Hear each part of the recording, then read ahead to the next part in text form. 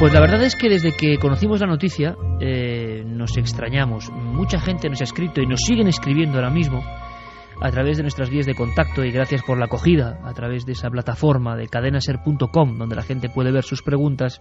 Gracias, como siempre, por hacer de este programa algo sumamente interactivo y que llega a tanta y tanta gente, que nos abrumáis y aprendemos todos juntos. Mi idea es, vamos a ver si podemos arrojar un poco de luz, si alguien sabe algo. Asu Rodríguez, un chico que además solía disfrutar del montañismo, que llevaba su tienda de campaña y su saco habitualmente en el coche.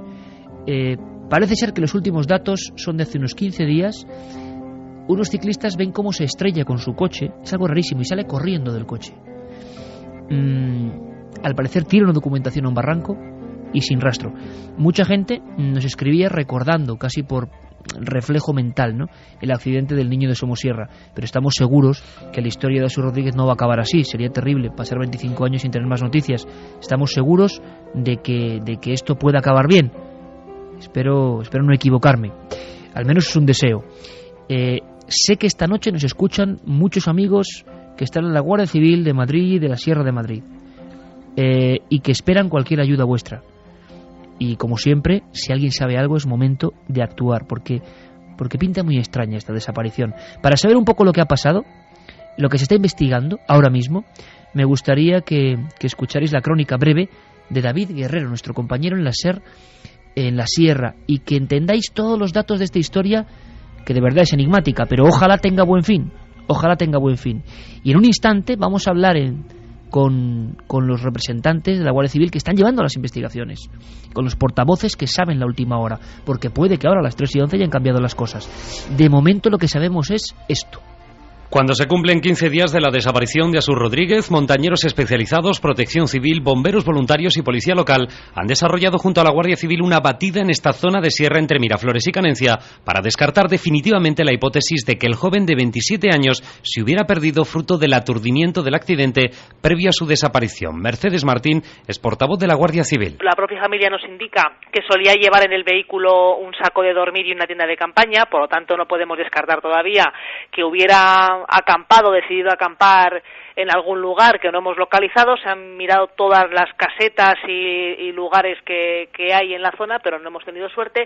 Y por otro lado, tampoco podemos descartar, puesto que es una persona mayor de edad, que sea un abandono voluntario del domicilio. La hipótesis de haberse perdido en la sierra en las últimas semanas ha ido perdiendo fuerza.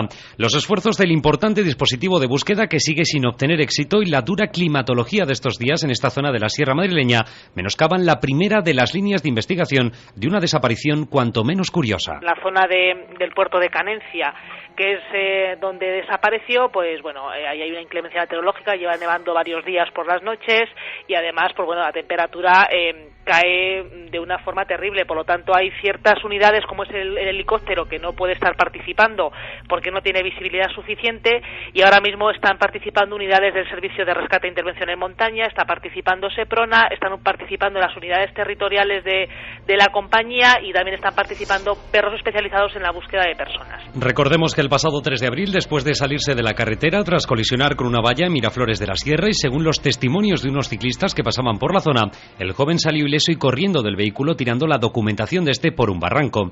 Esta es la última pista que maneja la Guardia Civil sobre la desaparición de Asu Rodríguez. Mide unos 70 metros, es moreno, tiene barba corta y poblada, un hoyuelo en la barbilla, una cicatriz en forma de estrella en la muñeca izquierda y un pendiente negro en cada oreja. Vestía vaqueros y camiseta el día de su desaparición. Y es que, excepto el vehículo y la documentación en un barranco de la sierra madrileña, Asu Rodríguez no ha dejado rastro.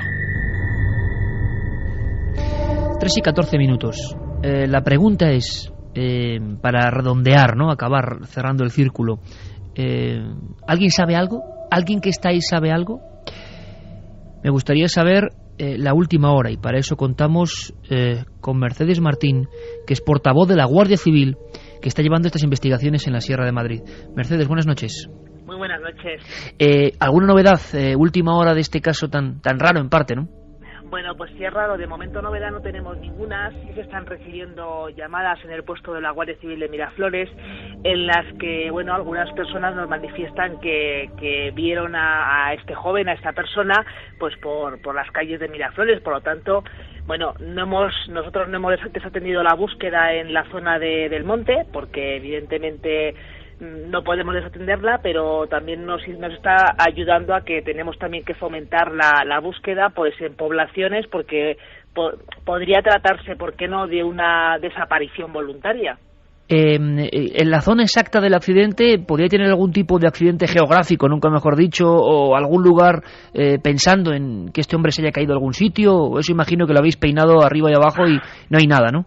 Pues lo hemos peinado en varias ocasiones, porque además lo que nos está ocurriendo es que desgraciadamente la climatología tampoco nos está acompañando. En la zona de la sierra pues está haciendo mal tiempo, incluso ha nevado, las temperaturas son muy bajas, pero bueno, son zonas en las que hay numerosas casetas. La familia nos dice que este joven llevaba siempre la tienda de campaña y el saco de dormir en el coche, y esos efectos no han aparecido. Por lo tanto, seguiremos de momento peinando la sierra, porque la Sierra de Madrid es muy grande. Claro. Mercedes, ¿algún caso parecido que tú recuerdes? Bueno, pues tenemos un caso que además es reciente, que es el que ocurrió por las Navidades con un joven en Manzanares, en el cual tampoco hemos abandonado la búsqueda, y ahí sobre todo están incidiendo los compañeros del Servicio de Rescate en Montaña, que ellos mismos reconocen que se están encontrando con enseres que jamás pensaron que localizarían. Hemos recuperado de momento gran cantidad de guantes y de efectos de montaña que están siendo reconocidos por los familiares, sin que tampoco haya habido suerte hasta ahora. ¿Y de este último muchacho también se ha encontrado algún tipo de prenda o algo? Nada. Desgraciadamente de momento no hemos encontrado nada, pero bueno, nosotros la esperanza tampoco la perdemos. No sabemos si este hombre estaba herido. Quienes le vieron el accidente, ¿había algún tipo de...? ¿Se puede saber si era un accidente más o menos grave o algo leve? Bueno, el accidente, el coche realmente dice que era un accidente bastante, cuanto menos aparatoso. Al parecer dio 2 vueltas de campana y finalizó en una zona de recta, pero los testigos presenciales del accidente lo que nos manifiestan es que salió corriendo del coche. Se han comprobado centros de salud y hospitales, y bueno, pues no ha acudido ninguna persona que corresponda ni con las características ni con la identidad de este joven. Y vosotros que vigiláis constantemente y el tráfico, pues bueno, con todo lo que tiene, ¿no? ¿Es habitual, Mercedes, yo no sé si es estado de shock o qué puede ser, son hipótesis desde luego, pero que alguien pierde incluso la orientación, el sentido de la realidad después de un golpe? Hombre, después de un fuerte golpe normalmente pues incluso hay pequeñas pérdidas de memoria. Lo que ocurre es que cuando alguien tiene esos síntomas, lo más habitual, y todos los estudios dicen que lo que se hace es buscar ayuda. En este caso, no, a todo lo contrario, lo que ha hecho ha sido desaparecer. Por lo tanto, pues bueno, es un caso que tiene ciertas partes de extrañeza, evidentemente. Te agradezco de verdad un montón que estés con nosotros, porque no te imaginas, Mercedes, la cantidad de gente, además hoy en día con las tecnologías y bueno, con el seguimiento del programa, nos están escuchando pues unas 800.000 personas. Claro, la gente quiere ayudar, ¿no? Y a veces y es la última pregunta, yo no sé si se ayuda más o no, dando, por ejemplo, ahora la oportunidad que la gente contacte, ¿no?, con la Guardia Civil, que es lo que tiene que hacer, lo primero. Pero por otro lado quizá también llegan muchas observaciones que luego no son tales. El hecho de que un caso de este tipo se haga tan público también tiene su lado un poco oscuro, ¿no? Bueno, tiene la parte negativa, que en muchas ocasiones el que la gente evidentemente tiene el afán de ayudar, pues nos hace llamadas que no son verídicas, pero siempre es preferible comprobar una llamada que no es verídica. Eso quiere decir que la gente pues bueno, está dispuesta a colaborar y que nos llama y que tiene contacto con nosotros, que no que alguien vea algo, no nos llame y luego tuviera relación. Por lo tanto, el que quiera llamar, el teléfono directo de Guardia Civil es el 062, podrán contactar ahí a través de las unidades de la Guardia Civil, que derivarán su llamada con la unidad que está llevando este caso. Pues es lo que hay que hacer, desde luego, y nos parece una conclusión idónea, ¿no?, para que vamos a ver si entre todos podemos echar una mano y esto se resuelve, porque mucha gente, fíjate, Mercedes, escribía, claro, también la fuerza de los iconos, ¿no?, recordando, tú te acordarás también, el famoso accidente hace muchos años ya de Somosierra, donde desapareció el niño Juan Pedro Martínez Gómez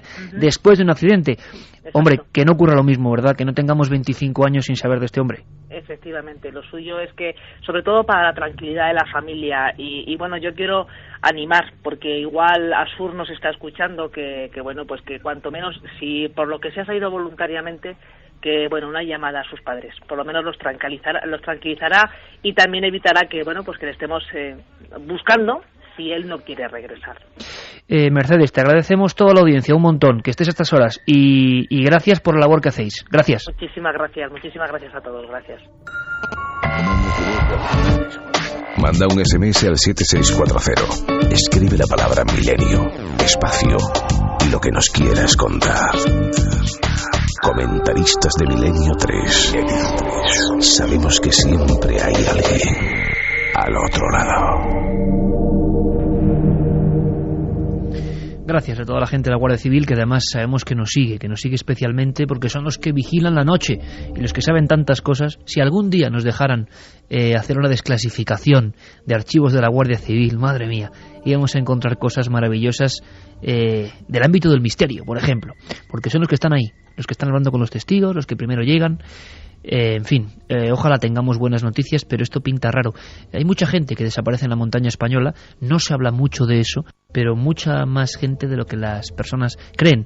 Hablamos de grandes cordilleras en el mundo, viajes, expediciones, y sin embargo hay sierras españolas bien traicioneras que tienen todavía un cupo de desaparecidos, de los que no se ha encontrado nada, demasiado alto para lo que es España, ¿eh? Sí, la verdad que sí. Yo además aquí veo un elemento a añadir bastante claro. Vamos a ver, aunque Asur tuviera un conocimiento amplio de la Sierra de Madrid, hay que pensar que el perderte o el desorientarte en una sierra es bastante fácil. La cantidad de montañeros y de gente que ha desaparecido, hasta buscando setas, que son casos curiosos, que ha desaparecido y nunca más se ha encontrado, pues es amplio en España. De todas formas, sí hay un elemento que cuando escuchábamos la entrevista me parece fundamental, y es que yo lo he visto en mi vida en 2 ocasiones, y es una amnesia parcial. La gente está acostumbrada a pensar que cuando te das un golpe en la cabeza importante, puede haber un caso de amnesia total. Yo eso jamás lo he visto, pero yo he visto 2 casos de amnesia parciales en mi vida, pues porque durante muchos años he jugado a rugby, y lo que he visto en la cara de mis 2 compañeros es un rostro de pánico.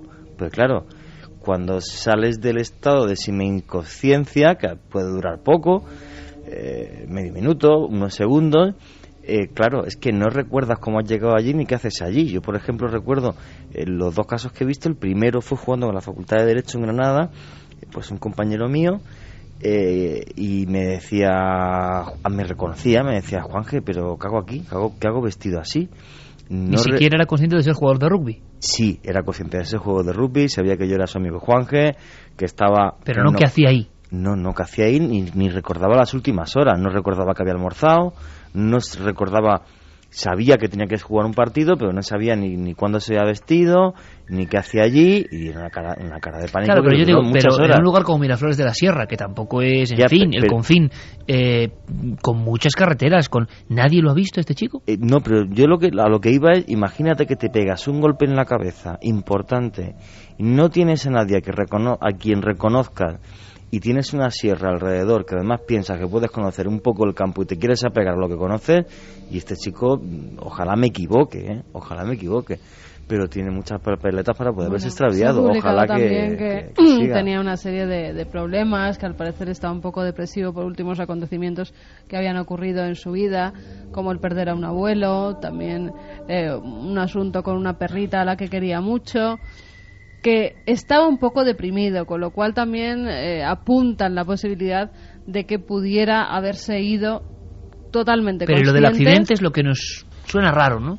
2 vueltas de campana. Es que a lo mejor ya es lo que le hizo ya reaccionar del todo y querer dar un vuelco, no de coche, pero sí a su vida. Claro, ¿y dónde está? Es decir, no se desaparece tan fácil. Oye, que muchas personas luego desaparecen y a los 25 años han aparecido, y están en otros países y han hecho otra vida y no han querido saber nada de la vida que tenían ojalá antes. En última instancia sea esto antes de una desgracia, ¿no?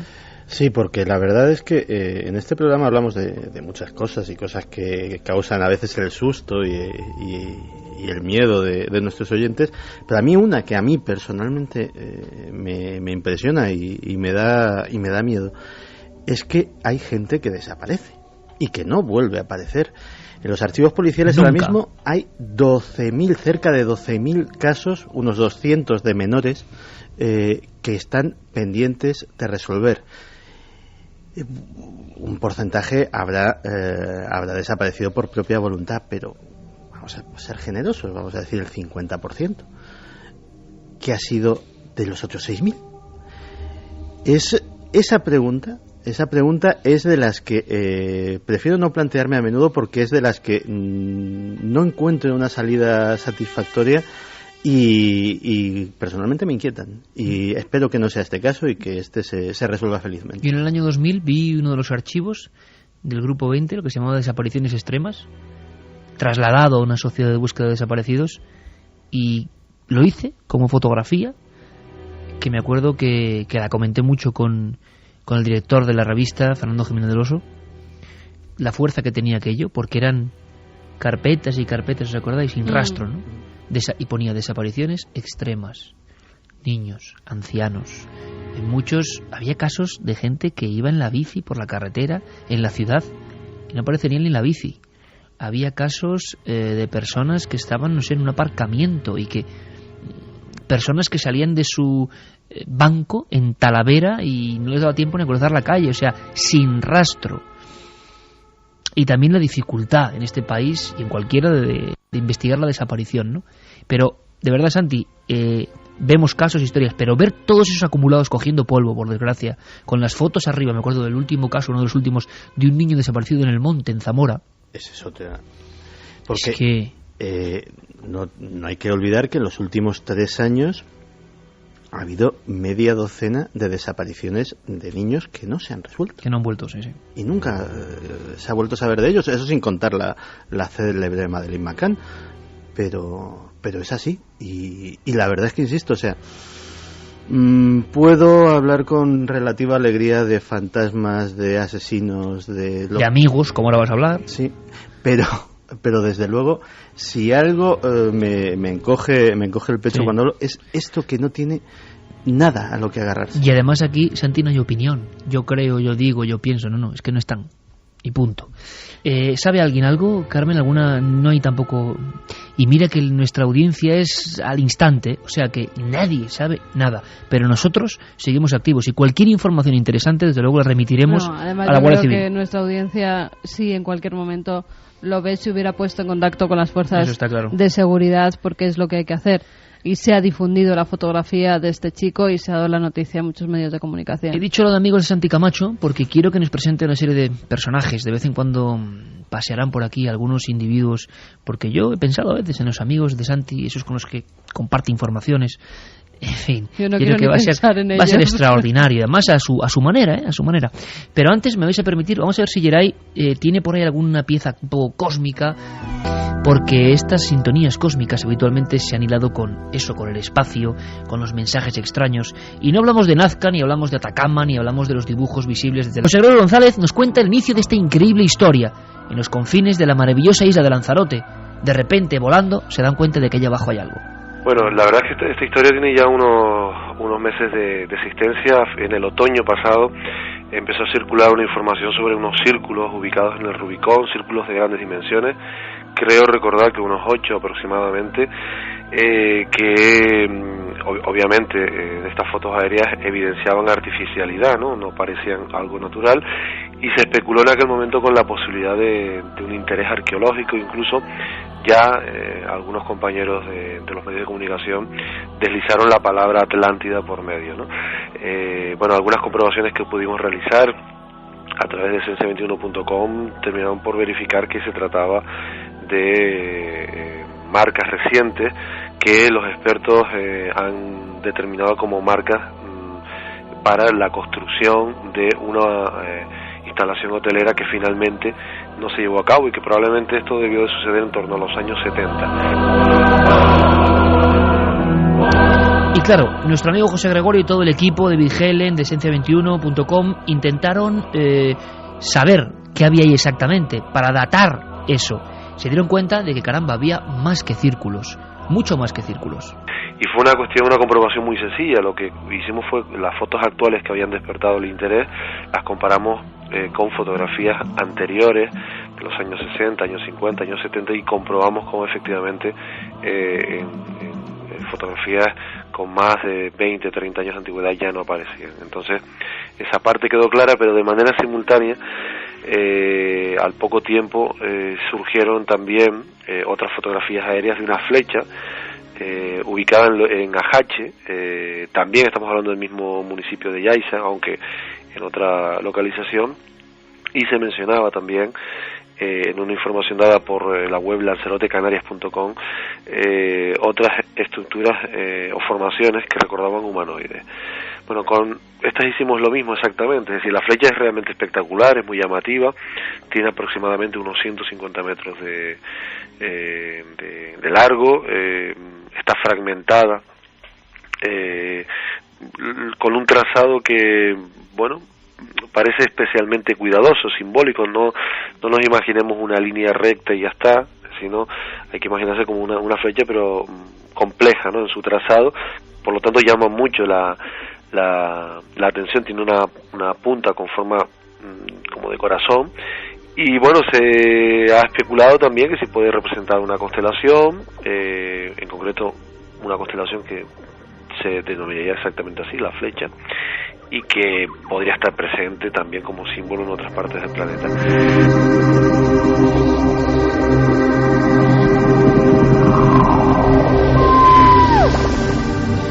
Y escuchando esta descripción de José Gregorio González y escuchando ya a Michel Jarre interpretando casi el espacio, nos damos cuenta: ritos, truco, construcción. La investigación de José Gregorio y su equipo continuó. Había que saber desde cuándo estaba esa flecha ahí, qué es lo que indicaba.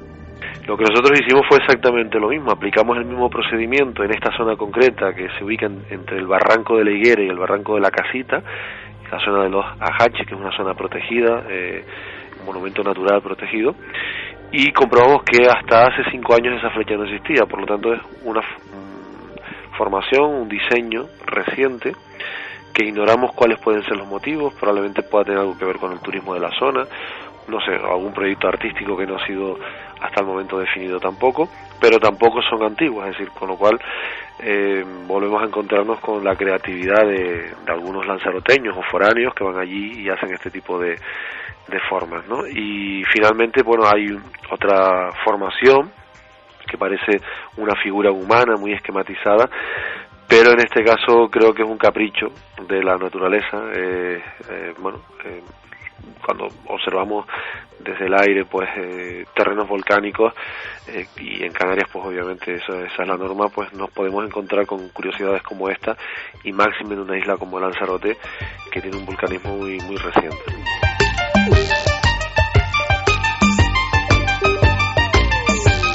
Y luego, si queréis, hablamos un poco de esto. Os pediré opinión, y a Carmen, a ti especialmente, porque sabes por qué digo esto. En algunas zonas muy concretas y que tuvieron que ver con asuntos extraños, hay una tradición de dejar mensajes como para el cielo. Todavía hoy, por ejemplo, la Montaña Roja podía tener algo que ver, podían ser mensajes de tipo ritual. Durante muchos años, esas zonas precisamente donde han empezado a aparecer estos signos, o estaban ya ahí, fueron lugares como de poder para los que creían en un presunto contacto con luces e historias extrañas, y todo esto se desvaneció hace un par de décadas. Pero durante los años 70 había concentraciones. ¿Pueden ser restos de eso? ¿De alguien que quiere volver a montar eso? ¿De alguien que quiere simplemente que se fotografíe eso por los satélites por algo que desconocemos? Nosotros no descartamos la intencionalidad meramente artística como parte de algún proyecto que juega un poco con la incógnita para posteriormente ser desvelado. Pero también es cierto que en otras épocas el hecho, por ejemplo, de elegir lugares muy importantes desde el punto de vista arqueológico o vinculados con tradiciones relacionadas con lo mágico, como es el caso de Montaña Roja, con un vínculo muy concreto con los ovnis, en el pasado tenía otro tipo de motivaciones, y eran cuando los grupos contactistas marcaban el suelo como si fuesen estableciendo una especie de balizas, ¿no?, pensando que eso podían ser señales que los ovnis o los tripulantes de los ovnis, supuestos tripulantes de los ovnis, podían en un momento determinado interpretar, eran como señales. ¿Señales de qué? ¿Y para qué? Última hipótesis de José Gregorio González, y no es la menos inquietante. Si me permites la expresión, globosondas, es decir, estrategias para que algunas personas puedan caer en la trampa y creer que eso es arqueológico, que eso tiene un valor y una antigüedad mucho mayor, y digamos que caigan en una especie como de trampa informativa o periodística. ¿Y trampa para qué? Se acumulan las preguntas que se pueden debatir ahora. Jaime Rubio, uno de los primeros divulgadores de estas fotografías, nos habla a su manera de lo que él interpreta en esa flecha. Los pocos que lo han visto, porque es una cosa muy reciente, ¿no? Pero vamos, arqueólogos y escritores especializados en el tema han dicho que, por ejemplo, el tema de la flecha localizada en un parque natural donde no se puede entrar y que está localizada por el satélite de Google, la flecha, por ejemplo, pues no tiene ninguna explicación, porque lo primero que estábamos pensando nosotros es que aquello podía ser algo de tipo aborigen, ¿no? Prehispánico. Pero dicen los especialistas de Lanzarote que es un poco complicada esa teoría, porque aquello es una zona volcánica que entró en erupción en 1750 y por tanto la lava lo hubiera cubierto todo.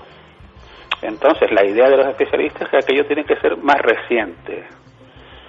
Lo que no saben es cuándo se pudo hacer eso. Jaime Rubio insiste en lo protegido del lugar. Un lugar donde no es fácil estar haciendo una obra sin que uno lo detecten. Bueno, de ser así, los artistas lo han hecho para obtener un gran impacto. Lo han hecho en un lugar sagrado prácticamente de Lanzarote. De 1970 para acá es imposible que lo hayan hecho, porque aquello se cerró al público y ahí está prohibido construir, incluso entrar con coche, que pedir permiso a las autoridades, etcétera, ¿no? De manera que cualquier piedra que uno remueva allí, pues le puede caer una sanción, incluso pena de cárcel, ¿no? Y por tanto, si es de origen moderno, como parece que dicen los arqueólogos, pues no sabemos quién lo pudo haber hecho, ni cuándo tampoco. Han tomado fotografías, han sobrevolado la zona y ha habido expertos de diferentes países ya, curioso, que han estado midiendo casi las formaciones. ¿Por qué tanto revuelo? Porque no es solo la flecha esta gigante de 150 metros. También hay otra formación en la zona de Papagayo, también casi en la cima de un pequeño volcán que hay allí. Hay unos círculos gigantes que al principio se dijeron que si eran una especie de base para hacer una urbanización, pero después se ha visto que no, porque el ayuntamiento de Yaiza, que es donde está ubicado, pues no tiene, por lo menos se le hemos pedido que nos dé la copia del proyecto y no la tienen, ¿no? O no la ha entregado. Aparte de eso, hay especialistas extranjeros, concretamente en este caso británicos, que han fotografiado aquello desde el aire precisamente para agencias inmobiliarias y para turoperadores turísticos, y ellos dicen que aquello para nada parece algo de tipo urbanístico, ¿no? Por aquello, los círculos son gigantescos, y es verdad que en la punta de arriba en los años 70 se hizo un hotel, pero no tiene nada que ver con los círculos, porque están a más de 2 kilómetros de distancia. El hotel es rectangular, los círculos, pues esos son unas circunferencias gigantes que se ven desde un avión a 1000 metros, se pueden ver perfectamente. Yo mismo las he visto desde el aire, desde un avión, y por tanto es todo un misterio. Y por último, y precisamente hilando con Santi, lo que nos contará ahora, una teoría conspiranoica. Bueno, ahí lo dejamos. Jaime Rubio nos informa de un detalle curioso que seguro que a Santi le gusta. Lo que sí es cierto y es raro es que haya agencias extranjeras interesadas en el tema, ¿no? Concretamente hay agencias británicas de información, incluso la BBC se ha interesado por el tema. En Estados Unidos parece que también lo conocen agencias importantes, y por tanto pues no sabemos lo que se está moviendo aquí, la verdad. Ahí está el tema, ahí están las figuras, una flecha de 150 metros, un supuesto humanoide, unos círculos, y aquí claro, no podemos decir nada. Puede ser una trampa, un globo sonda para engañar, pueden ser vestigios que no parecen muy antiguos porque en las fotos de cartografía y satélite no estaban, pueden ser ritos modernos de gente que está haciendo cosas. Opinión a bote pronto de los tres. Bueno, yo viendo las imágenes, la famosa flecha mía lo que me recuerda es a falsificaciones de círculos de las cosechas, hay verdaderos expertos por ahí sueltos que hacen verdaderas maravillas para ser contempladas desde el aire. La Mona Lisa, por ejemplo, efectivamente. De trigo. Pero cuando he visto la figura del humanoide me ha parecido otra cosa, porque además yo sí había visto algo parecido una vez. En la frontera de los estados de Arizona y de California hay una serie de formaciones que se llaman los intaglios. Los intaglios es una especie de nazca pequeñito, no tiene ni tantas figuras ni tan grandes, pero está también en una zona desértica, sin elevaciones cerca, es decir, solo son visibles también desde el aire. Parece un nombre para que la gente lo vea como serpentiforme, ¿no? Efectivamente. En sus extremidades. Y hay varias figuras humanoides en estas formaciones y efectivamente esos miembros quebrados sí que aparecen en estas formaciones, que curiosamente los historiadores no se ponen de acuerdo de cuándo proceden, pero desde luego si preguntas a los ancianos apaches de la zona te dicen que aquello ya estaba allí antes de llegar a su pueblo, con lo cual ¿imitadores de eso? Puede ser. Juanje, rápido, por favor. Yo pienso simple y sencillamente, creo por las dos figuras que he visto que son completamente artificiales, aparte del hecho de que en el siglo XVIII hubiera habido una erupción volcánica y arrasase la zona, hace que los guanches no pudieran ser los autores de esto. Entonces, desde mi punto de vista... Pero claro, la pregunta es, parece clarísimo que son modernos, ¿vale? ¿Por qué creéis? Pues se ha dado el caso hasta de alguna compañía publicitaria que ha intentado anunciar algún producto. Ron Tiki lo hizo unos hologramas en Málaga en Chile, acordaros, cuando entrábamos en Arica, había uno de esos petroglifos que decían que estaba hecho modernamente anunciando Coca-Cola. Sí, pero eso lo hizo la Coca-Cola directamente. Claro, porque son anuncios. Lo que pasa que, cuidado, a quien haya hecho esto, la diferencia es que se le cae el pelo, porque está en un parque natural ultra protegido, ¿eh? Bueno, pues igual que el que pinta el metro... Pena de cárcel, igual que el que pinta el metro de Madrid con Aerospray. Tú vete a Nazca y haz un dibujo. Hombre, si no te pillan, vale. Si te pillan, ya, yo vi el cartel, 5 años de cárcel. Que sí. Vale, no podías pisar las líneas y las pisaste. Pues lo mismo aquí. Yo no las pisé, estuve donde las líneas, pisarlas no. Pues lo mismo pasa aquí, que entras y lo haces. Sí, un tipo de graffiti, pero ¿para qué? Bueno, pues ahí está el misterio. Y yo desde luego creo que el interés por un lado de las agencias, el interés de que sea una trampa o no, pero que está ahí, y 150 metros, y las conexiones con otras trampas, entre comillas, lo hacen interesantísimo. Mira, fíjate, Iker, nos escribía Guillermo León para decirnos que hay ahora en Google Earth una especie de archivo histórico. Es decir, él ha buscado la flecha y en el año 2000 la flecha no existe. Ajá. Es en el 2006 cuando se perfila más vagamente, y 2007, 2008 y 2009 se ve perfectamente ya. Me dice Guillermo que en nada vais a poder ver las fotos en ikerjiménez.com, ¿no? Sí, claro, en nada las subirá allí porque, como vemos, está en directo investigando. Y con esa herramienta, Google Earth, damos a un relojito que hay y puedes ver cómo era esa misma imagen en años anteriores, y vemos que en el 2000 no había absolutamente nada. Claro, así lo que han hecho moderna. nuestros compañeros, mirar en Google Earth y ver si eso estaba ahí antes, no está. Entonces, ¿qué es? Bueno, nosotros damos la noticia, que es nuestra obligación, como siempre, que tengáis todos los datos. Y ahora, y durante los más o menos siguientes 7-8 minutos, o no sé, porque con Santi todo es sorpresa, yo le dije a Santi, oye, ¿qué cantidad de investigadores raros hay por ahí? Raros que igual tienen la verdad y nadie les hace caso, porque su verdad es increíble, y ya vemos que las verdades a veces duelen, y nos enteramos con mucho tiempo después de que la gente iba en buen rumbo. Pero claro, cuando nos habla Santi, por ejemplo, de Abasti, ese argentino que está convencido de que Hitler está vivo, ese tipo de cosas, algunas más increíbles, otras menos, nos damos cuenta que hay un género de personas que buscan esa verdad pese a quien pese y contra todos. Lo hemos llamado los amigos de Santiago Camacho. Y yo creo que va a ser interesante saber de esta gente. Seguro que va a ser interesante.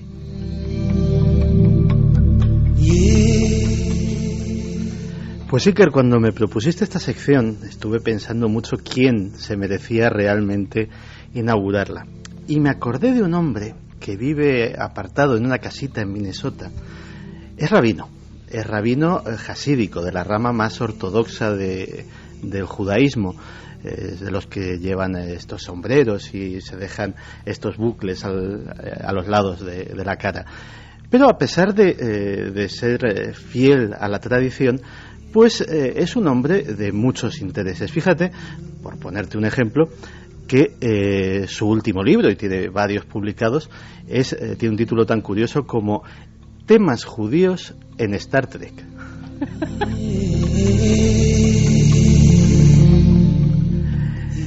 El rabino Jonathan Gershon es, entre otras cosas, el presidente de la Asociación de Trekkies Judíos. Pero esto lo contamos como anécdota para que veamos lo peculiar del personaje. No desdice nada de otra parte de su trabajo, que es la que sí que nos interesa. Y es una parte que tiene algo que ver con temas mucho más terribles.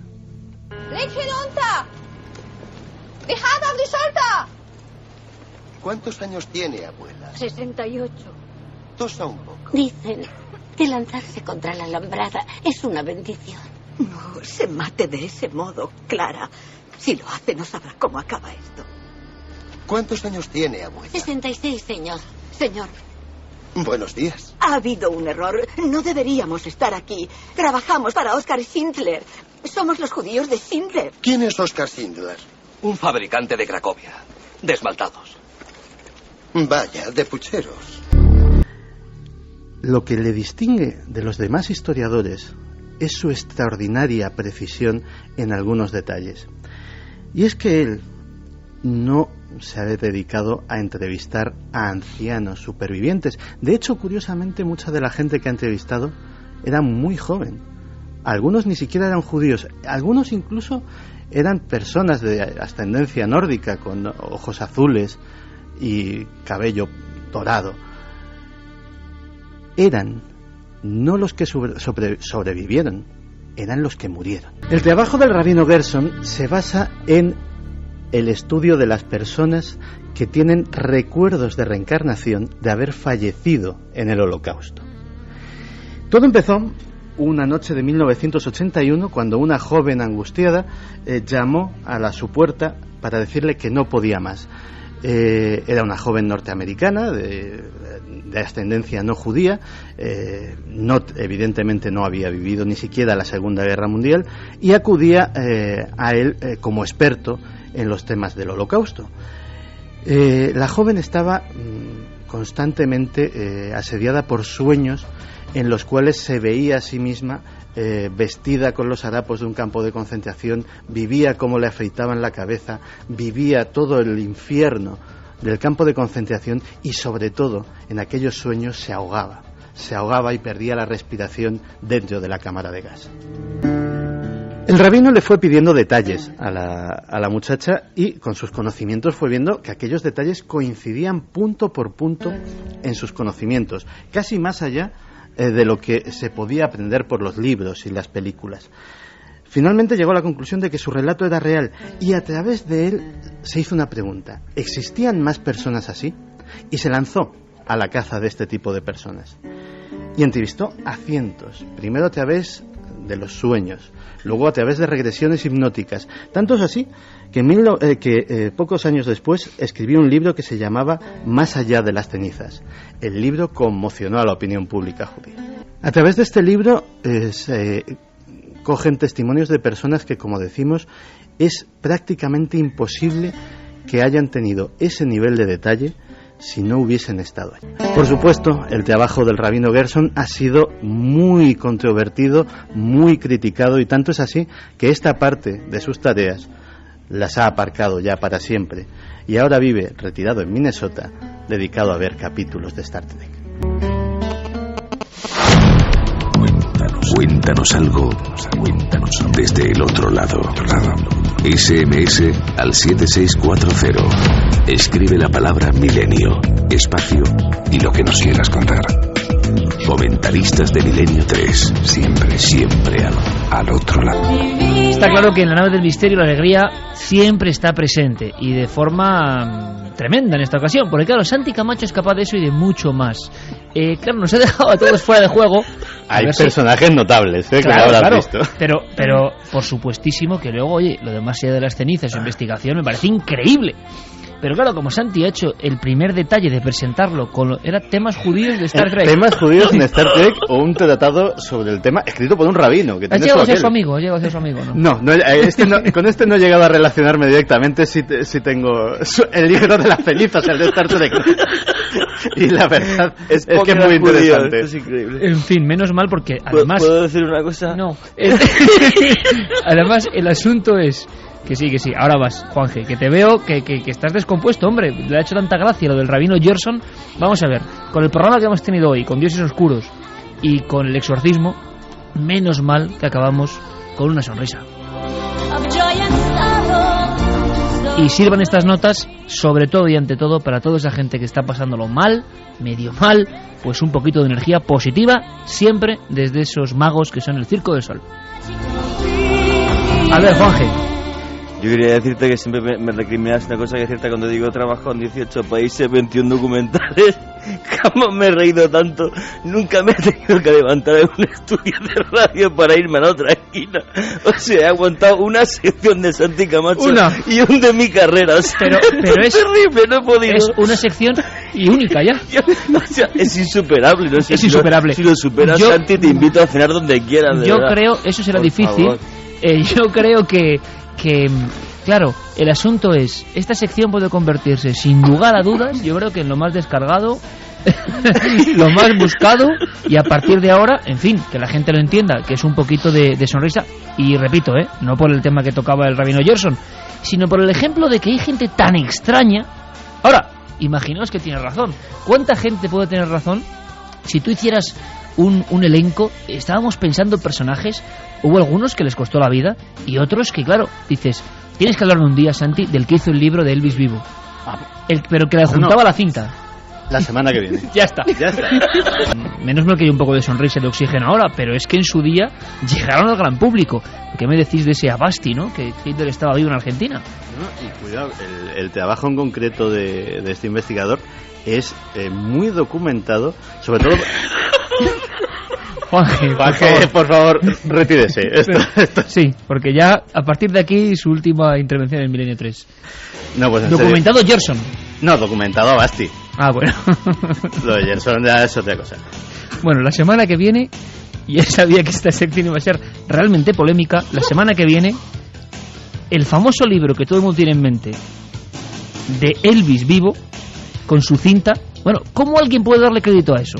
¿Cómo alguien puede hacer un libro de eso? ¿Qué tipo de gente es esa? ¿Os acordáis de cómo era Mel Gibson, ¿no? En Conspiración, el taxista, y que luego al final tenía razón? Bueno, pues esa es la idea.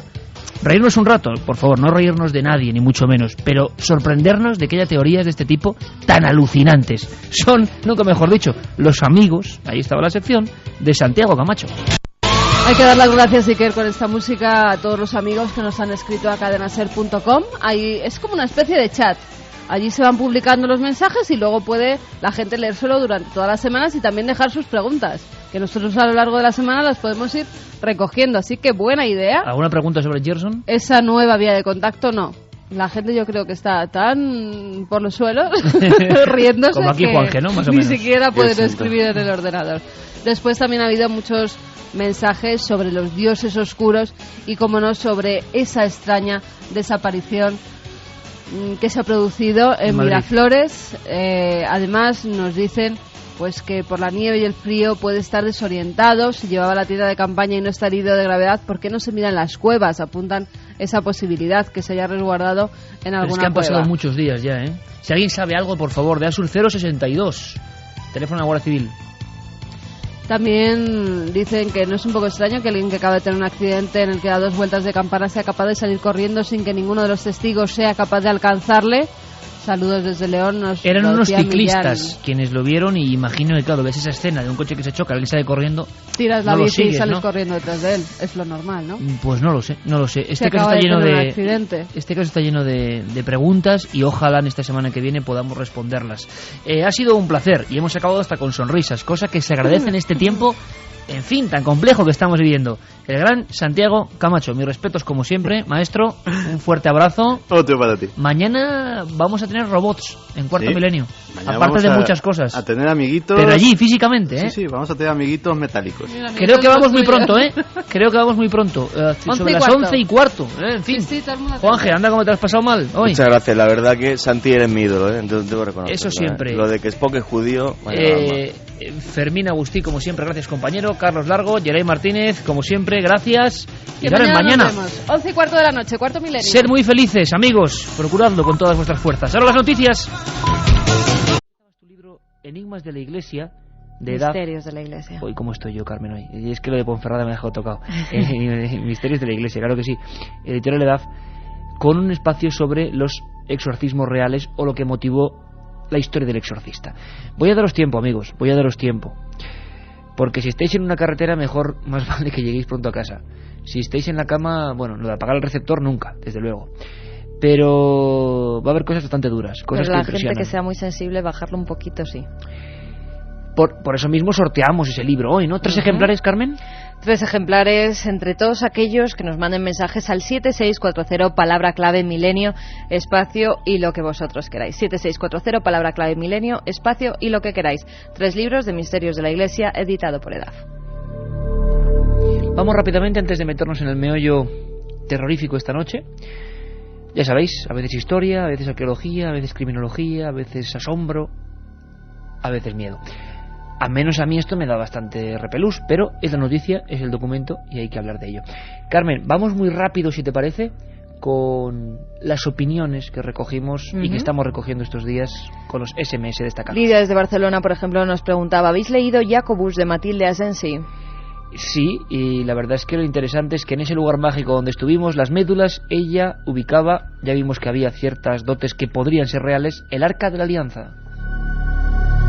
Otro amigo nos preguntaba, ¿puede ser que escupieran a la cruz porque no murió Jesús en la cruz, sino Dídimo Tomás, supuesto hermano gemelo de Jesús? Nos decía Quique de Talavera. Los templarios hablamos de que en sus ritos, por los que fueron quemados y ejecutados, escupían a la cruz. Javier Sierra, allí en vivo, en Ponferrada, nos explicó que eso podía ser una simbología de que no era escupir a Cristo, sino a todo lo que significaba aquella crucifixión, a los que crucificaron a Cristo. Pero hay teorías también mucho más disparatadas, en mi opinión, como la de que Jesús tenía un hermano.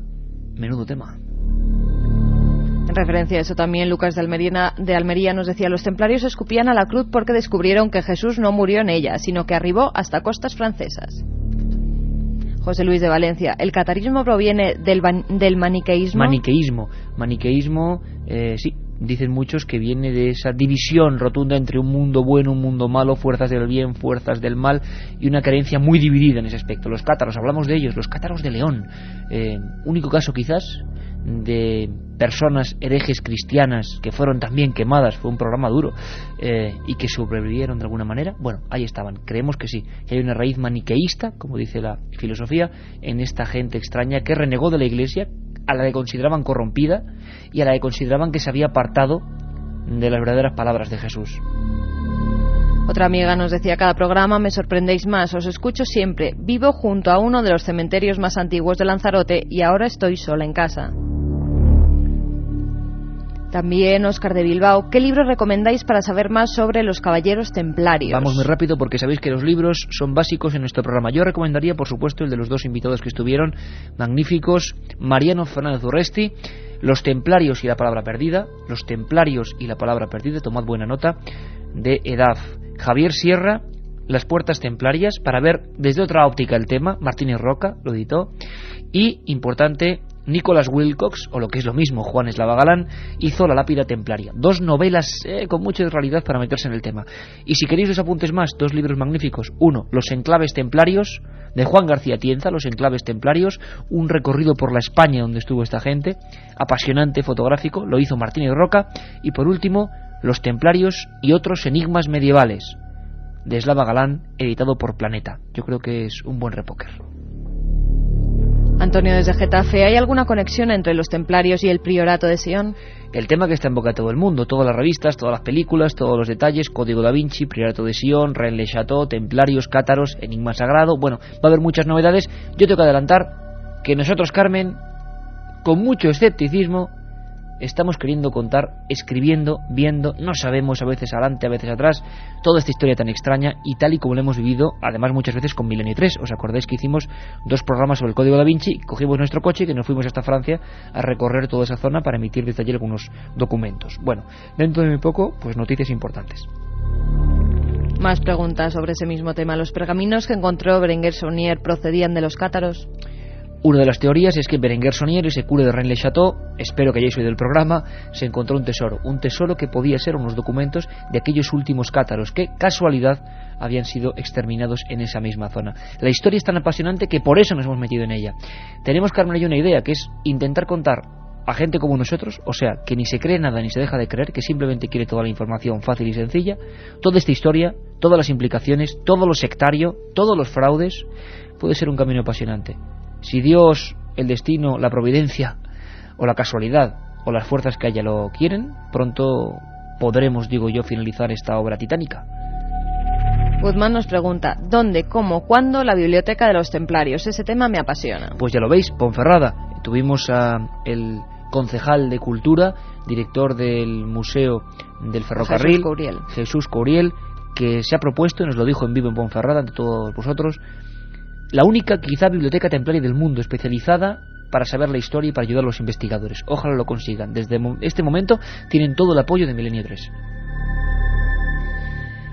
Óscar de Ávila nos dice, después de llegar a Ponferrada ayer y no conseguir entrada, decidir a Santiago, Las Médulas, Cruz de Ferro y muchos otros pueblos.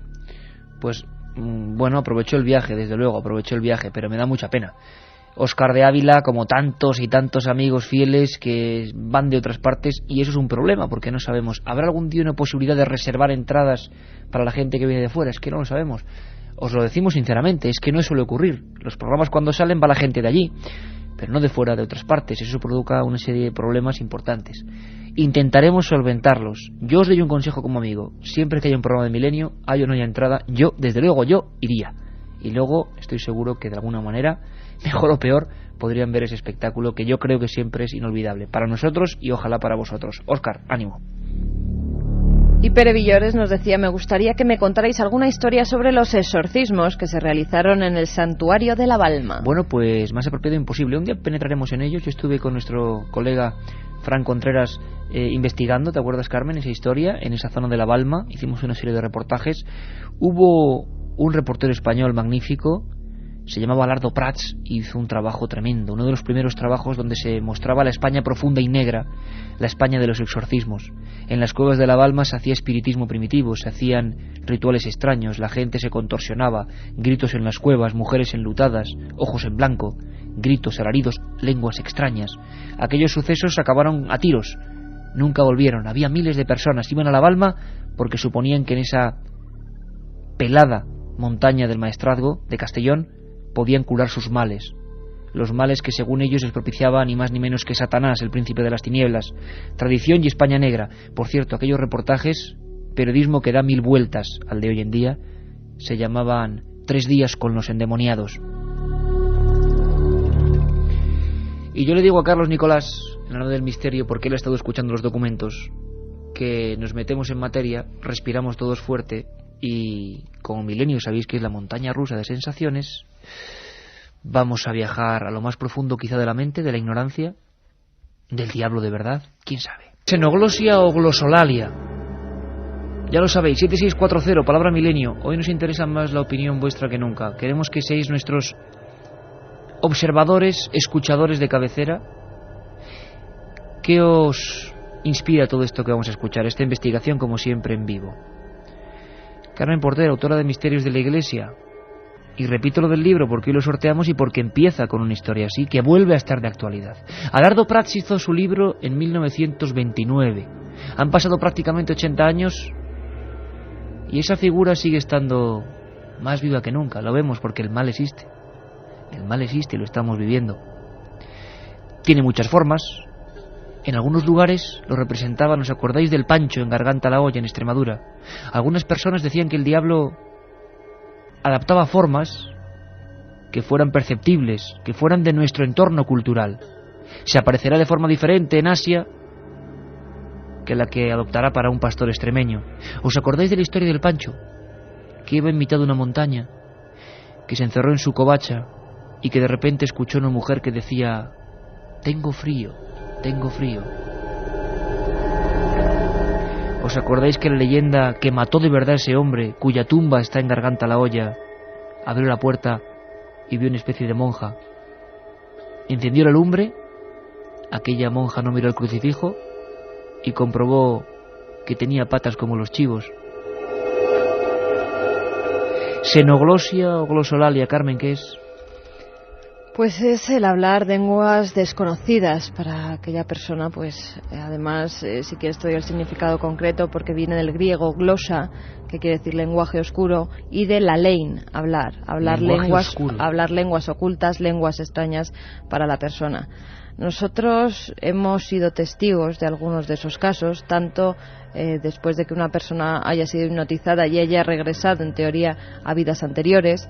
Esa persona estaba en Albacete, tan solo conocía su idioma, el castellano, y de repente, nadie sabe cómo ni por qué, comenzó a hablar una extraña lengua que uno de los profesores que se encontraba allí identificó como inglés, pero del siglo XII o XIII.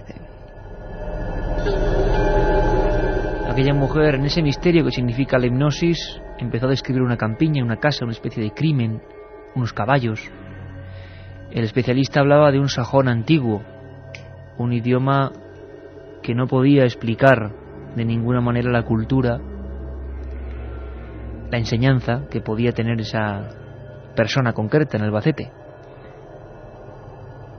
Lo cierto y verdad es que aquellas frases salieron, me sorprendieron mucho cómo una persona puede hablar en lenguas extrañas. La parapsicología habla de este fenómeno y habla en estados alterados de conciencia. Es muy probable que este tema merezca un programa monográfico, pero hemos querido adelantarnos quizás porque ha surgido la noticia, Carmen, o nos ha llegado una información que creemos interesante y que además podemos contrastar de alguna forma. Si no hubiéramos vivido lo que vivimos en su día, podríamos dudar, ¿no? Sí, la verdad es que sí. Un compañero de prensa nos ha facilitado una grabación que hemos podido comparar con una nuestra que hicimos en una sesión de exorcismo. Una sesión de exorcismo llevada a cabo por un sacerdote de la Iglesia Católica a pocos kilómetros de Madrid. Sí, es importante, Iker, porque no se trataba de ningún loco, ni ningún brujo, ni nada por el estilo. Era un sacerdote de la Iglesia Católica que en una capilla que está debajo de su iglesia, con todo apagado, tan solo iluminado a la escena por unas velas, estuvo durante 3 horas y media realizando un exorcismo a una chica de 19 años. Tú estabas allí, yo estaba allí. Había otro compañero psiquiatra, el doctor Gaona, buen amigo de este programa. Estuvimos 2 veces. Grabamos en julio, ahora hace casi un año, emitimos algunos trozos. Pero las sesiones han continuado y parece que los procesos han derivado hacia escenas más fuertes todavía. Carmen, ¿cuáles serían los procesos por los que la Iglesia española, sacerdotes católicos, no hablamos de curanderos, de gente extraña, hablamos de todo un proceso? ¿Cuáles son los síntomas que hacen que se tenga que intervenir, los más básicos, digamos? Hay varios signos que nos identifican la supuesta posesión demoníaca, entre ellos la que hemos comentado, la glosolalia o xenoglosia, que son lenguas extrañas, también el titanismo, es decir, una fuerza descomunal para la persona, ni para su tamaño ni para su complexión física, una fuerza pues que no sería la apropiada de esa persona. También hay algunos símbolos como el no poder entrar en una iglesia, todo le da asco, todo lo sagrado, todas las medallas, todos los cristos, todo aquello que tenga que ver con la iglesia y con Jesucristo. También hay algunos símbolos ya físicos, como son las dermografías, es decir, ¿dermografías? Escrituras, letras, números que salen en la piel. Nadie sabe cómo ni por qué, se reflejan de repente, como en el caso del verdadero exorcista.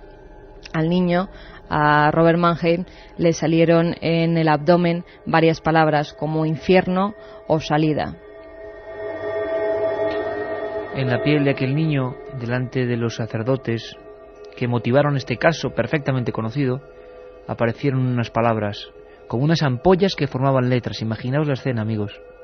Exit, salida, y hell, infierno.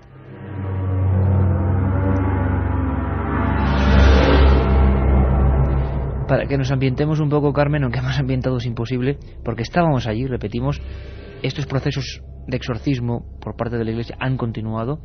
Se habría llegado a la última fase, que es la xenoglosia. Además han continuado y con hoy en día los exorcistas oficiales tienen que pasar por una criba, es decir, no todas aquellas personas que se crean poseídas van a ser exorcizadas. Un psiquiatra, un psicólogo tiene que evaluar la mente de esa persona, porque muchas veces puede tratarse de enfermedades mentales. Para descartar eso, siempre el sacerdote tiene que estar con un doctor. Yo te voy a contar una cosa ahora mismo que no es broma. Estoy mirando aquí al estudio 1, todo en penumbra, a don Carlos Nicolás, que menos mal que tiene luz. Me ha pasado una cosa muy curiosa. ¿Tú te acuerdas, y no es broma, amigos, es que no estoy yo, no bromeo, ¿tú te acuerdas de lo que le ocurrió a Paloma Gómez Borrero? Ella estaba preparando una entrevista con Corrado Balducci, uno de los exorcistas del Vaticano y de Roma, y estaba muy obsesionada. Entonces se metió a investigar el tema del diablo, empezó a ver viejos libros que impresionan, libros que abres y aparecen con figuras extrañas, con viejos grabados, y un cuervo negro entró dentro de su despacho. Un cuervo negro que empezó a pegarse contra las paredes y a dejarlas llenas de sangre. Un cuervo negro que rompió algunas de las páginas con sus garras y que se alejó. Es muy curioso porque yo, minutos antes, cuando los compañeros del informativo estaban dando las noticias, yo me he marchado solo al servicio, hay que decirlo así, a lavarme rápidamente las manos para entrar de nuevo en antena, tal y como ha sido. Y Carlos Nicolás, que viene hacia los pasillos. Bueno, he recorrido todo el pasillo, eres testigos, compañeros, Antonio Bravo, que también está por ahí. Y nada, me he metido en el baño. Es una casualidad, pero ya sabíamos, estábamos preparando este tema. Este tema siempre da casualidades. Yo no sé por qué, pero siempre da casualidades. Me he metido en el baño y por la ventana se ha metido una especie de insecto absolutamente extraño, un insecto normal y corriente, revoloteando de una forma atronadora justo cuando he entrado. Y es la única vez que he entrado en el servicio de la serie, estaba todo a oscuras. Entonces la sensación que he tenido ahí dentro, con ese revoloteo total, me he acordado inmediatamente, Carmen, de la historia de Paloma Gómez Borrero, y he dicho, igual es mejor no tratar este tema hoy. Pero ahí va.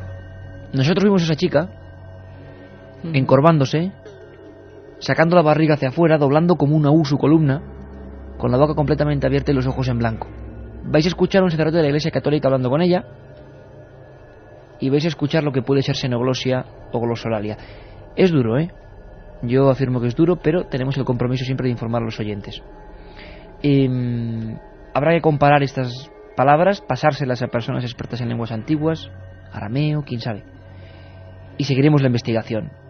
Lo que queremos es que, como siempre, seáis los fieles de Milenio los primeros en escucharlo. ¿Vamos con ello, Carmen? Vamos con ello, Carlos. Atentos. En el nombre santísimo de Jesús, venga. Reza la salve. Reza la salve.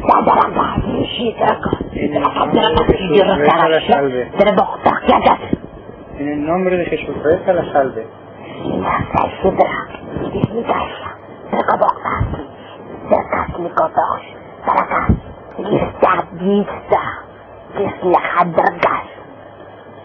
Reza la salve en el nombre de Jesús.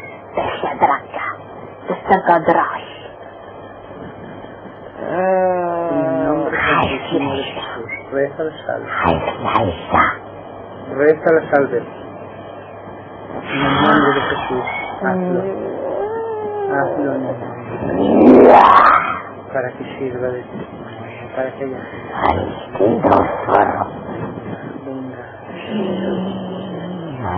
venga.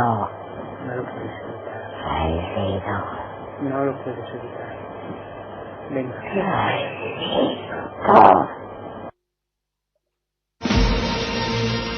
La otra realidad. Fenómenos extraños. Misterios sin resolver. Milenio 3. En la SER. Si quieres viajar a lo desconocido, no dejes de leer El Archivo del Misterio, de Iker Jiménez. Los libros del tercer milenio publicados por Editorial Edad. Ya a la venta El Enigma Nazi de José Lesta, El Código B de David Zurdo, Top Secret de Santiago Camacho, Magos y Reyes de Marra y Bueno y El Camino de Santiago de Mariano Fernández Urresti. Si te gusta el misterio, esta es tu colección. Parsifal desde Alcañiz, Teruel, nos dice: me ha parecido entender malnacido. Hay algunas palabras que sí que se entienden en español, como... Escalofrío que me ha dado. Sí, malnacido, incluso yo creo que dice en un momento dado zorro o algo así. Zorro, malnacido. Palabras siempre malsonantes contra el cura, ¿no? Que Otro será... amigo nos dice: soy Eduardo de Alicante. Yo tengo una prima que sufrió un exorcismo. Estaba poseída por una bruja de la Edad Media. Uf. Claro, es que entramos en lo ancestral y yo quiero que se me entienda, y sé que soy absolutamente pesado, pero quiero que se sepa que ni la cadena SER, ni Milenio, ni nuestros periodistas opinan de estos temas, los exponen, con documentos absolutamente exclusivos para que vosotros opinéis. Milenio no se queda fuera, entra en el misterio, lo investiga, como hacía Lardo Prats con los endemoniados, y lo expone, como hacían aquellas revistas antiguas, y luego cada uno piensa. Nosotros, yo no sé con qué quedarme. Probablemente pienso en que el cerebro es un mapa muy extraño, un mapa con áreas oscuras, áreas ignoradas, que ese mal o ese bien lo llevamos dentro, que podemos potenciarlo, minimizarlo. Me costaría creer mucho que ese demonio, si es que es algo y existe, iba con esas capas negras, con esas patas de cabra, como dicen en un pueblecito de Cuenca, persigue a los viandantes hasta que estos cierran la puerta y le oyen rascar. Bueno, esas leyendas en el fondo hablan del mal. Cuando escuchamos algo sentimos que ese mal está ahí. Pero puede ser la ignorancia, puede ser la incultura. ¿Se está haciendo bien con este exorcismo? ¿No estaría mejor esta chica con un psiquiatra? ¿O acaso el psiquiatra no puede comprenderla porque uno en lo más profundo cree que está endemoniado? El problema es terrible. Xenoglosia y glosolalia, otros hablan de esto. En Milenio lo escucháis. Alex desde Granada nos dice: totalmente increíble, tengo los pelos de punta, nunca mejor dicho, la realidad supera la ficción. Y por eso, Pura Realidad, Documentos 7640, sorteamos esos 3 libros que hablan de la verdadera historia del exorcista. Hay que decir que tu libro, Misterios de la Iglesia, Carmen, mucha gente no puede leer el primer capítulo. ¿Me lo han dicho? Sí, ¿Me lo han dicho? Uh-huh. Porque está en la historia de Robin Mannheim. Yo no sé por qué me viene una imagen. Y además también, Iker, comento algunos otros exorcismos que se llevaron a cabo en España, algunos totalmente increíbles, como el de Zaragoza, donde una niña literalmente salió volando por encima de unos bancos en la iglesia. Antes de la Guerra Civil, en Zaragoza, el exorcista era el padre Francisco de Paula Solá. Casos que están ahí, casos que nos hacen dudar, casos que en pleno siglo XXI, en el 2004, en la era de las comunicaciones, nos indican que hay algo más.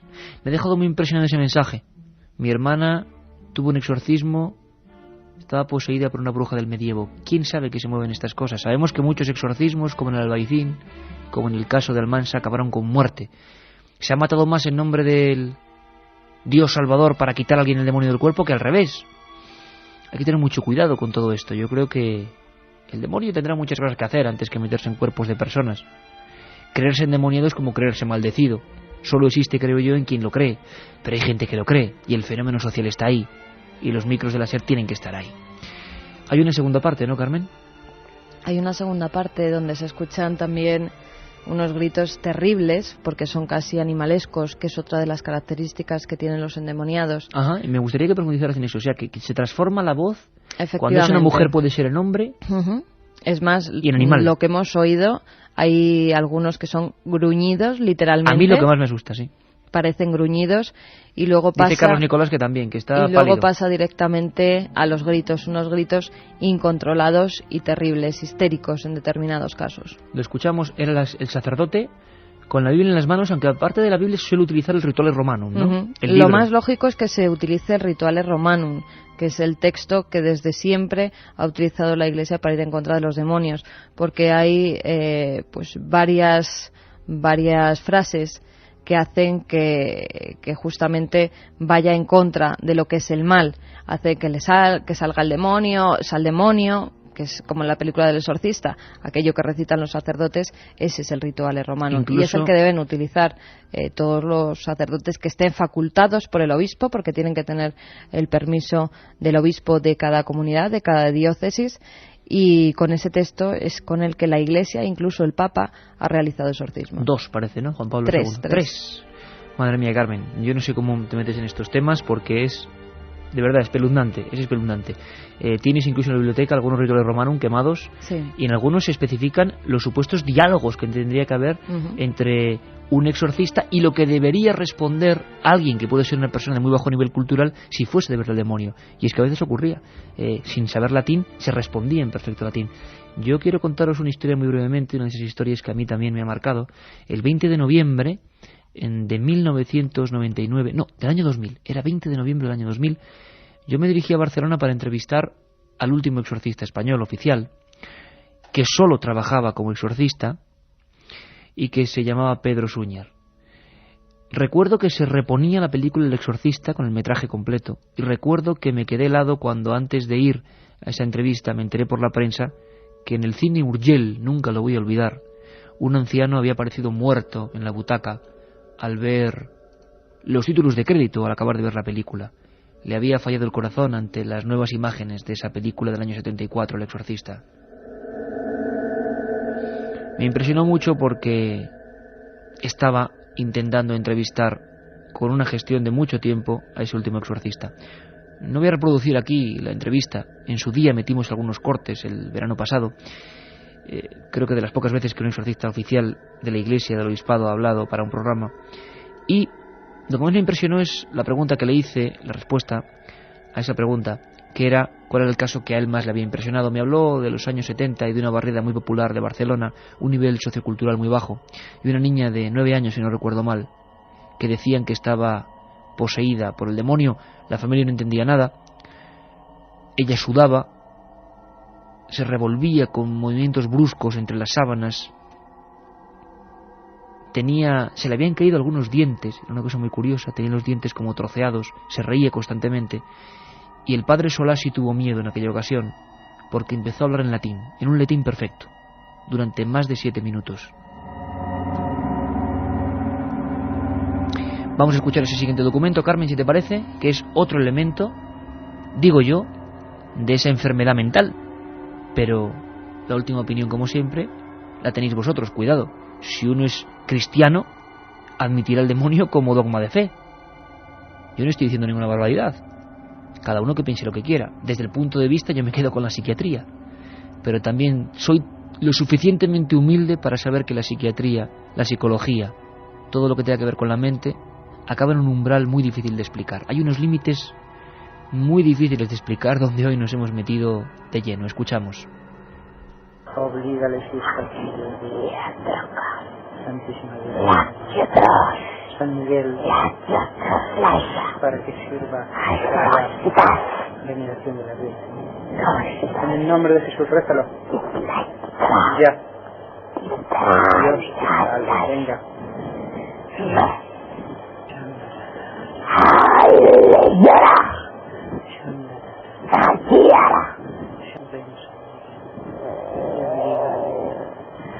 Por la veneración de la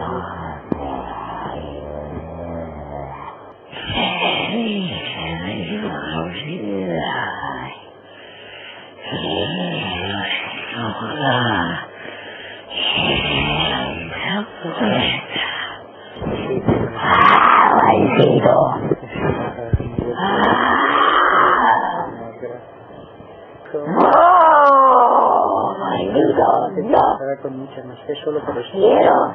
Lo van a escuchar. No. Tú lo sabes. No quiero.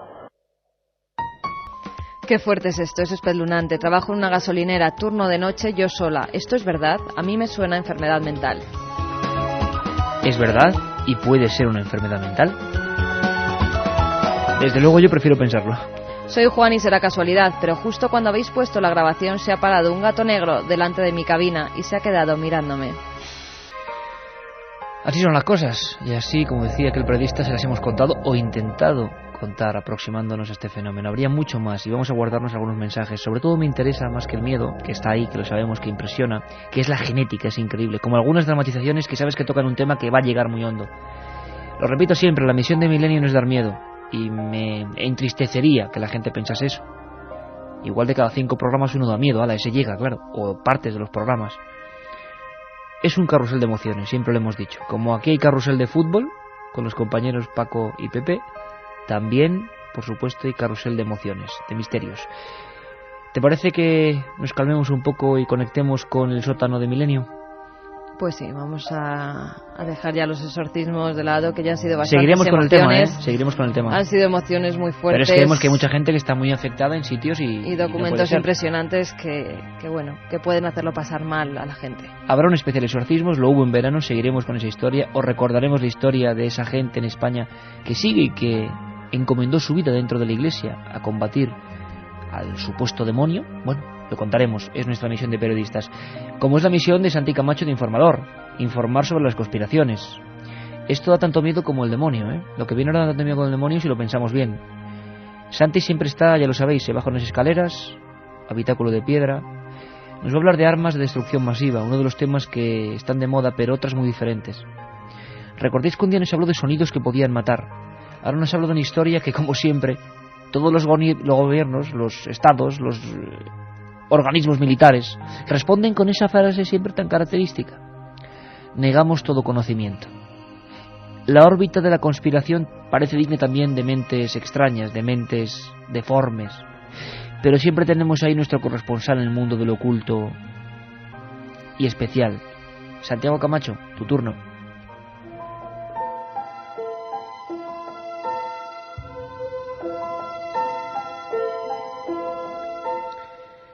La definición tradicional que circunscribía las armas de destrucción masiva a las químicas, biológicas y nucleares es algo superado.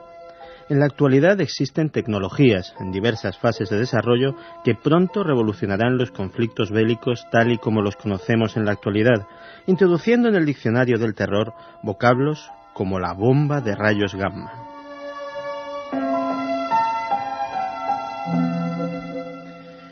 En la actualidad, los científicos militares estadounidenses se encuentran en las últimas fases del desarrollo de una espectacular arma que mata a través de la liberación de una gigantesca descarga de rayos gamma de alta energía.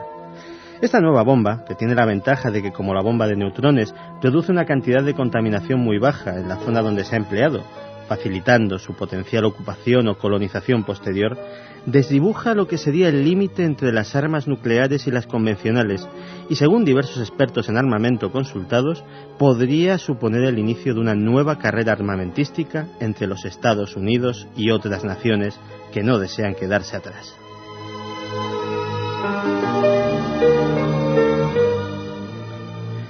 El pasado mes de mayo, el Congreso estadounidense dio su aprobación a un ambicioso plan de investigación, 6.300 millones de dólares, sobre armas nucleares tácticas, en especial las bombas antibúnker, diseñadas para destruir refugios subterráneos profundamente enterrados bajo cientos de metros de hormigón. También se ha priorizado el desarrollo y fabricación de las llamadas mininuques, pequeños artefactos nucleares con cabezas de menos de 5 kilotones. El sueño de los militares que siempre han buscado justificar el empleo de armas nucleares en el campo de batalla en lugar de tenerlas como simple reserva disuasiva.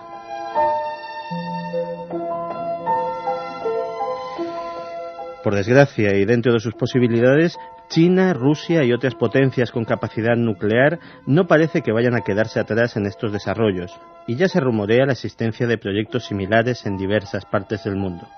Sin ir más lejos, el gasto militar ruso aumentó un 33% en el pasado año, y parece que se va a multiplicar por una cifra similar en este.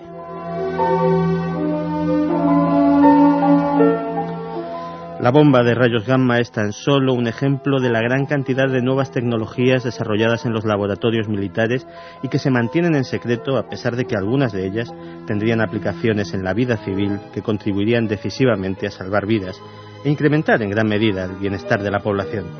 Son proyectos de los cuales los gobiernos niegan todo conocimiento, pero de los que seguiremos informando en las próximas semanas. Como siempre, aquí, en Milenio 3.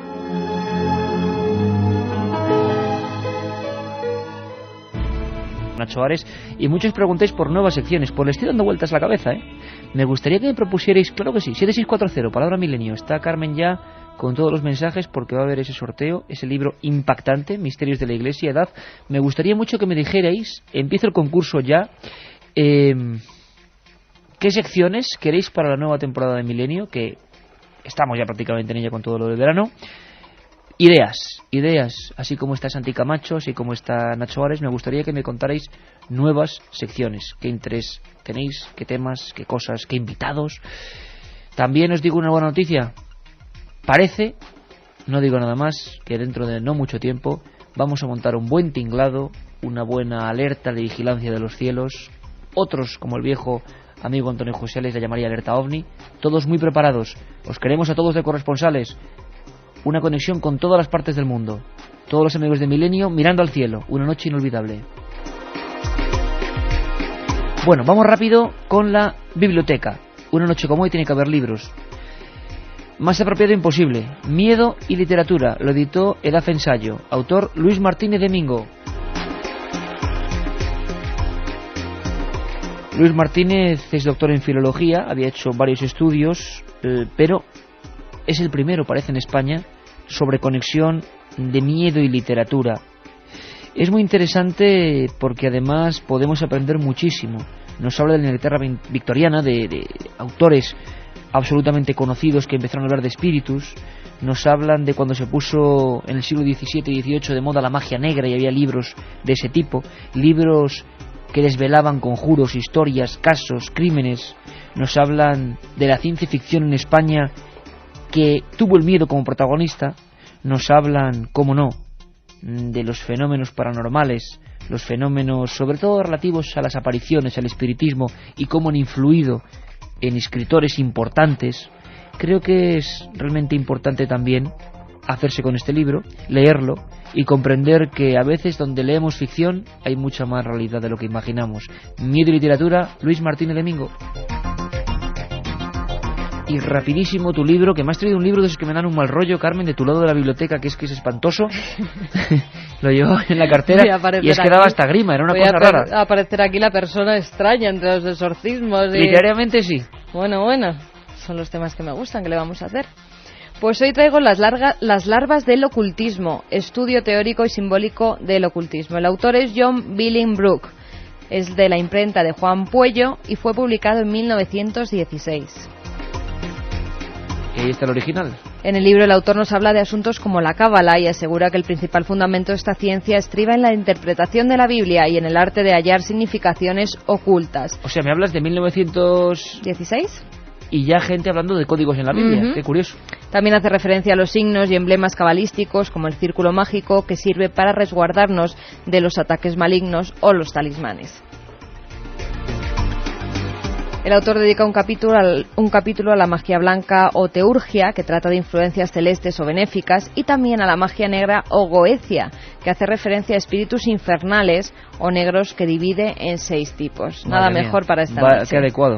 Belcebú, que es el jefe de todos los demonios, Leonardo, el rey de los brujos, Niexca, al que se deben las inundaciones, naufragios y todos los accidentes que ocurren en la navegación, Gop, que promueve los hundimientos y los terremotos, Peralda, que hace que se produzcan huracanes, rayos y lluvias torrenciales, y Dijim, el señor infernal del fuego.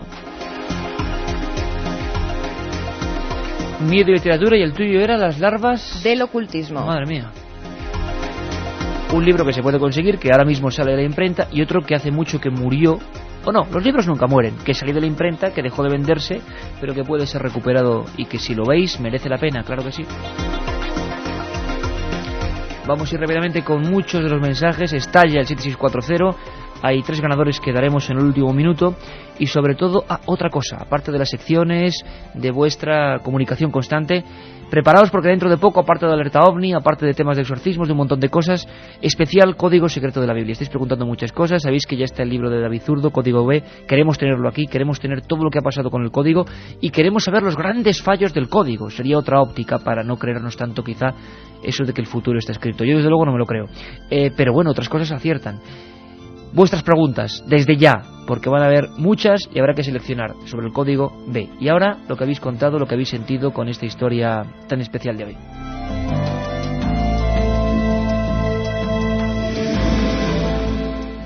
Iván desde Madrid nos dice: cuando yo vi esa película hubo un hombre que se quedó inconsciente con los ojos en blanco en plena sala de cine. Se refiere al exorcista, menos mal que no le pasó como al hombre de Uriol Montserrat, se llamaba, del cine Uriel. Juanjo desde Peñafiel, ¿no es cierto que la mayoría de los poseídos tienen un nivel cultural bajo? De los supuestos poseídos, claro, como siempre, de la gente que se cree estar poseída y que, bueno, tienen que aparecer sacerdotes de la Iglesia Católica, como ya hemos visto y escuchado.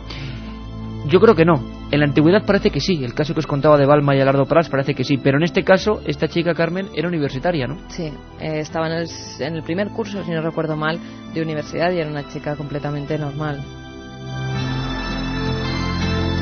No sé si creer o no, lo que sí sé es que esto no deja indiferente a nadie, nos dice Antonio de Águilas. Creo que al final he escuchado no quiero, estoy... SOS David desde Barcelona.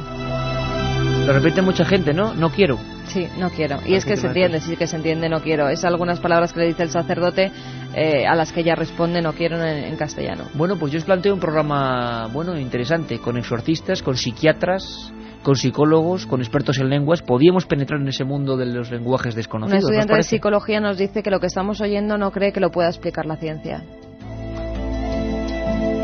Y vamos rápidamente con los ganadores. Anunciación de Logroño nos dice: no dormiré esta noche. Habéis logrado que mi marido se despierte con uno de esos gritos.